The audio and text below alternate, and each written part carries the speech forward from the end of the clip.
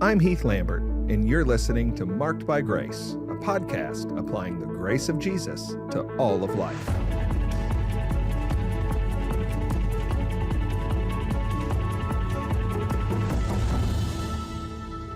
All right, well, welcome to Marked by Grace.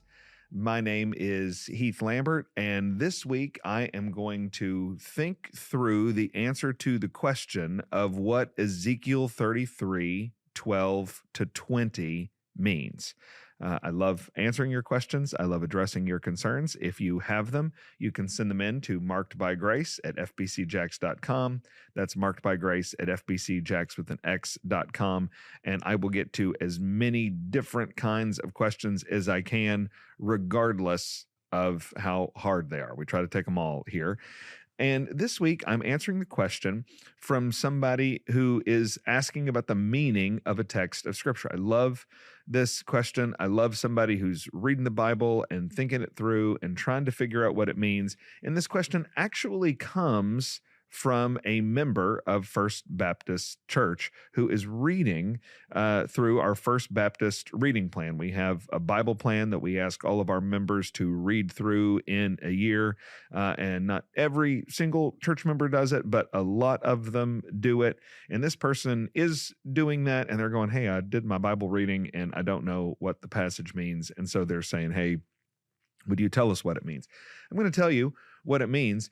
But before I tell you what it means, I want to tell you a story. And the story is of what we're doing here on Marked by Grace. So a few years ago, I forget just now when, but I sent out a preaching survey to our church, sent it out to thousands of people. And I just said, hey, tell us what you want to hear. Now, I wasn't being like a worldly person. We're going to preach the Bible here. We're going to preach through books of the Bible. We're going to preach through biblical issues. But I just said, hey, Genesis is in the Bible, and Romans is in the Bible, and 1 Corinthians is in the Bible, and Ezekiel's in the Bible. What do you have questions about? What do you want to hear about? And I got so many responses, hundreds of responses. And we sat down and we organized them and we categorized them. And here was the number one response. The number one thing that we heard, most common, was we want to hear you talk about more issues. We want more issues addressed. And I loved that because the people at First Baptist love biblical teaching. They love content. They love thinking through issues. And they just said, hey, we have more questions than we've got time to answer in the places that currently exist to give those answers. And so Marked by Grace actually was started in response to that preaching survey where people said, we want to hear more biblical reflection on issues of the day. And so this is a podcast that's listened to by a lot of people that don't live in Jacksonville, that don't go to First Baptist Church, but it is for primarily, we're happy for anybody else to listen, but it is primarily for our members who said we want more biblical teaching, we want more biblical content. And so this is content that goes out to anybody in the world that wants to hear it, but it is specifically a ministry to the people at First Baptist. And I've answered many questions from people all over the world, but I just take this opportunity to let you know the specificity of this question, Ezekiel 33, verses 12 to 20. What's that mean? That comes from a member of First Baptist Church who's doing our Bible reading, which if you want to follow along with our Bible reading plan, you can do that here in Jacksonville. You can do that if you go to First Baptist. You can go do that if you go to another church in Japan.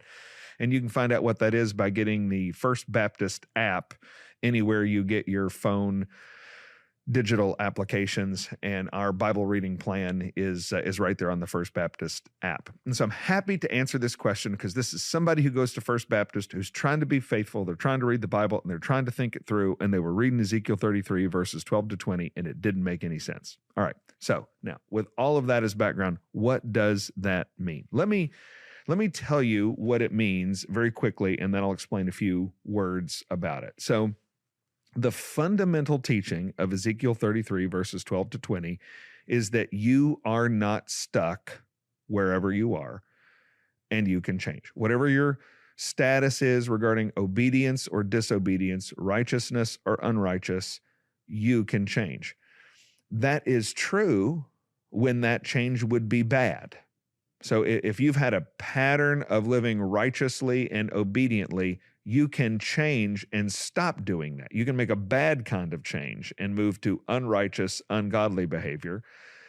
But that standard is also true if you are making a good change. So if you've been living disobediently and unrighteously, then you can make a change to move from disobedience to obedience. So we see evidence of the bad kind of change in a couple of places. Verse 12 of Ezekiel 33 says, "You, son of man, say to your people, the righteousness of the righteous shall not deliver him when he transgresses." You hear that?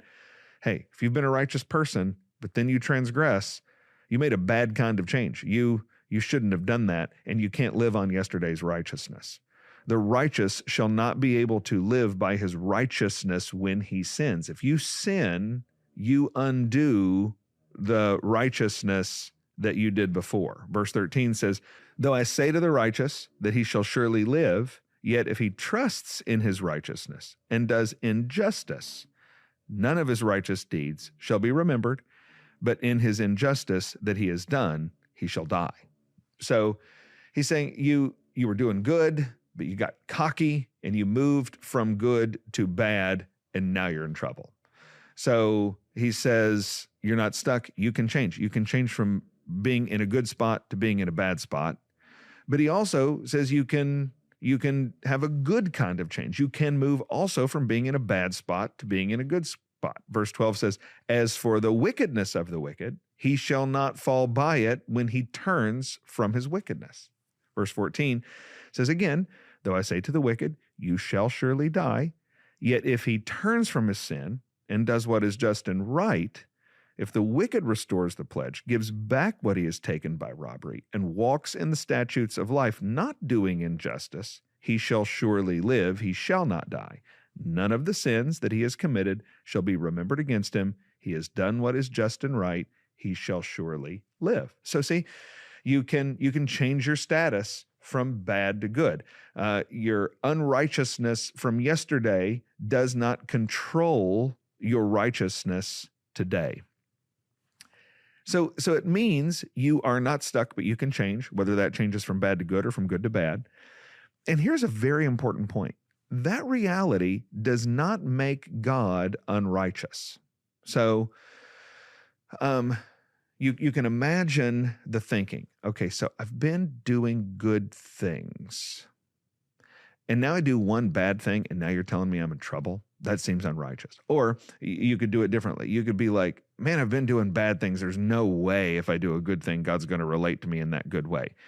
What the text does after it explains that you can change is it defends the righteousness of God in that. So verse 17 says, "Yet your people say, the way of the Lord is not just, when it is their own way that it is not just." Verse 20 says, "Yet you say, the way of the Lord is not just. O house of Israel, I will judge each of you according to his ways."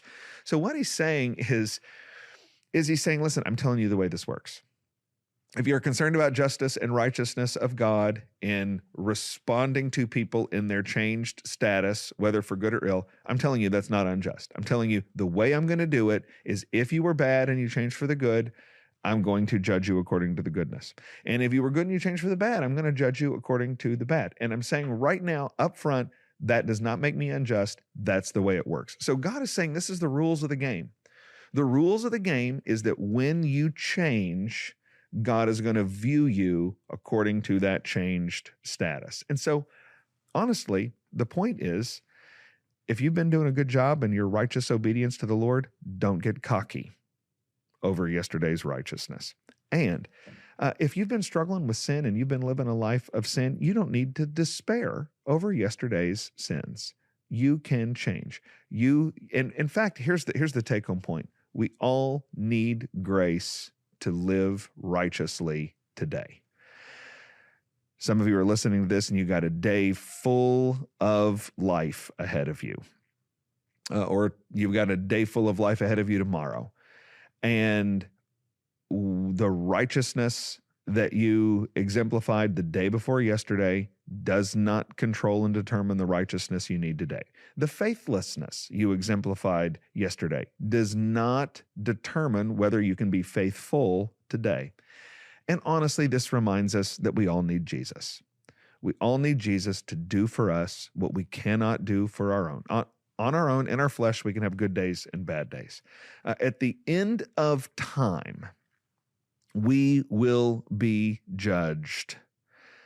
And our only hope is that we would be judged through the righteousness of Jesus, who did not have good days and bad days in terms of righteousness. He only had good days where he was perfectly obedient.